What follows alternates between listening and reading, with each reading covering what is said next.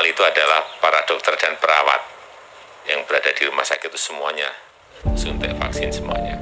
Kemudian juga TNI dan Polri, karena itu beliau-beliau ini menjaga kedaulatan negara. TNI, Polri menjaga ketertiban dan keamanan negara.